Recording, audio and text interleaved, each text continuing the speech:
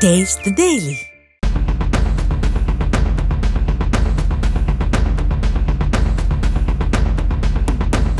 மதுபான கொள்கை முறைகேடு வழக்கில் அமலாக்கத்துறையால் கைது செய்யப்பட்டு சிறையில் அடைக்கப்பட்டிருக்கும் டெல்லி முதலமைச்சர் கெஜ்ரிவாலுக்கு இடைக்கால ஜாமீன் வழங்கி உச்சநீதிமன்றம் உத்தரவிட்டுள்ளது.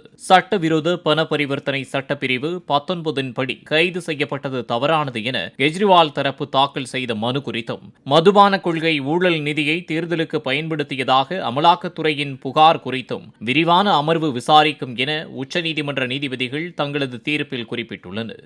கெஜ்ரிவாலுக்கு இடைக்கால ஜாமீன் வழங்கப்பட்டாலும் இதே முறைகேட்டில் சிபிஐயால் கைது செய்யப்பட்டுள்ள இவர் தொடர்ந்து திகார் சிறையில் இருக்கும் சூழ்நிலை ஏற்பட்டுள்ளது. சிபிஐ கைதுக்கு எதிராக கெஜ்ரிவால் தாக்கல் செய்துள்ள மனுக்களை வரும் ஜூலை 17ஆம் தேதி டெல்லியில் உயர்நீதிமன்றம் விசாரிக்கிறது.